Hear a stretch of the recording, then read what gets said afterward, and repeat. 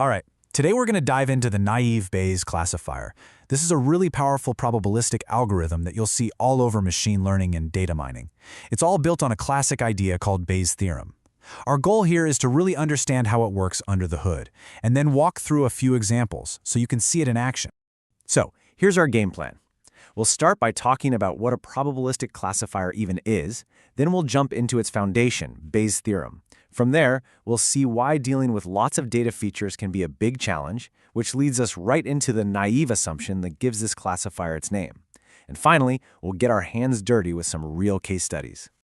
Okay, so first things first, where does Naïve Bayes fit into the big picture? You know, a lot of other algorithms, like decision trees or SVMs, try to draw hard lines or decision boundaries to separate data. But Naïve Bayes thinks a little differently. It takes a probabilistic approach.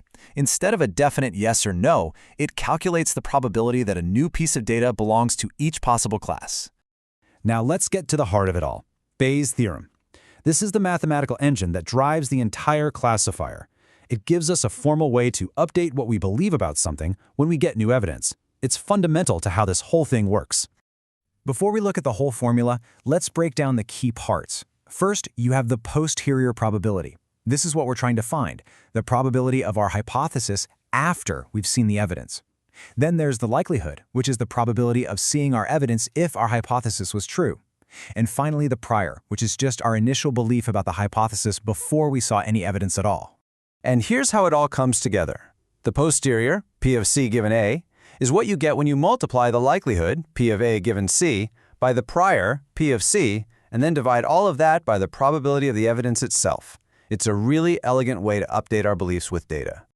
Theory is great, but let's make this real with a classic medical diagnosis example.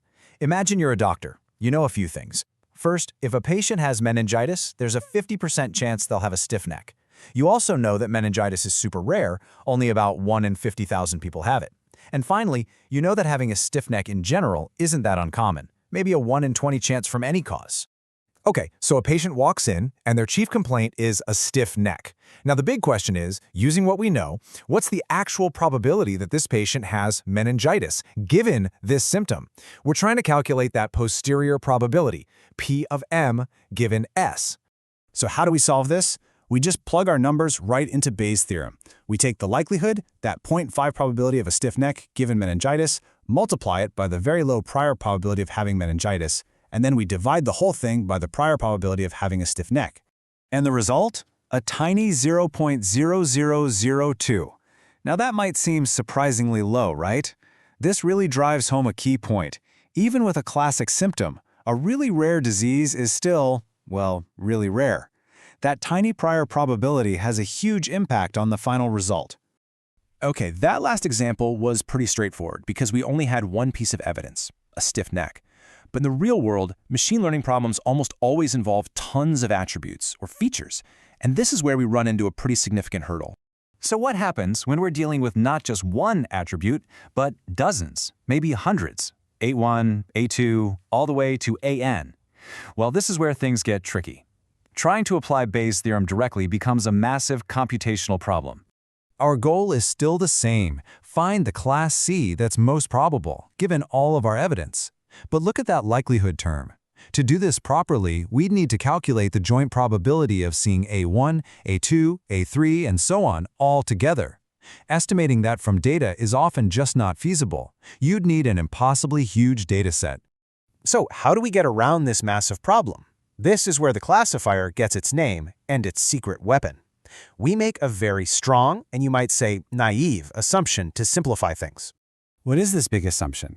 We simply pretend that all of our attributes are independent of each other, given the class. So, for example, in a spam filter, we would assume that the word free appearing in an email has no bearing on whether the word offer also appears, as long as we know it's a spam email. And look what happens to our formula because of that assumption. It's actually pretty brilliant. That big, ugly, and practically impossible joint probability just simplifies. It breaks down into a simple product of the individual probabilities of each attribute. And that is something we can easily calculate from our training data. All right, enough theory, let's put this into practice and see how it really works with a couple of case studies. Our first case study is a classic, using a dataset to try and predict tax evasion. We'll be looking at 3 attributes: whether the person got a refund, their marital status, and their taxable income. Here's a little snapshot of the training data we'll be using. From this, we're going to calculate all the probabilities we need. The priors for evade equals yes and evade equals no, and all the conditional probabilities for our attributes. Okay, here's our mission. We have a new test case. A person who got no refund, is married, and has an income of $120K. Our job is to predict whether they are likely to evade taxes or not. We'll do this by calculating a score for each class and seeing which one's higher. So let's start with the class equals no case. We just multiply the conditional probabilities for each attribute that we got from our training data. That gives us a likelihood score of 0.0024. Now we do the same for class equals yes.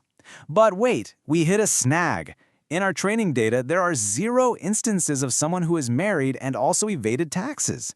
So that probability is 0. And when you multiply anything by 0, the whole product becomes 0. This is a really common issue called the zero frequency problem. So what's the verdict? We compare our final scores for each class. The score for the no class is obviously greater than the score for the yes class, which is 0. So our classifier predicts that this individual is not evading taxes. Okay, let's try another one. This time, we're classifying an animal as either a mammal or a non-mammal. We'll use 4 attributes. Does it give birth? Can it fly? Does it live in water? And does it have legs? Here's our mystery animal. It gives birth, can't fly, lives in the water, and has no legs. What do you think? Let's see what the classifier decides based on what it's learned from the training data. We do the exact same thing again. For the mammal class, we calculate the likelihood for these attributes and multiply by the prior probability of being a mammal. That gives us a final score of 0.021. Then we repeat the whole process for the non-mammal class, and we get a much smaller score, 0.0027. The final comparison is pretty clear. 0.021 is significantly bigger than 0.0027. So our naive Bayes classifier predicts it's a mammal. And of course, if you think about it, these attributes perfectly describe an animal like a whale or a dolphin. So, now that we've seen it in action a couple of times, let's take a step back and summarize the key characteristics of this classifier. So what's the bottom line on naive Bayes? Well, it's super fast and efficient. It's surprisingly good at handling noisy data, and it's also pretty robust to irrelevant features. Its biggest weakness, of course, is that naive independence assumption, which is definitely an oversimplification for most real-world data. But even so, it performs remarkably well in a lot of areas, especially things like text classification and spam filtering. And that brings us to a final, really important question. That naive assumption is both its greatest strength, making it so efficient, and its greatest weakness. So, what do you do when you know your attributes aren't independent? Well, the answer is that you move on to more complex models, like Bayesian belief networks. They are designed specifically to model these dependencies explicitly, and they're a perfect next step in your learning journey.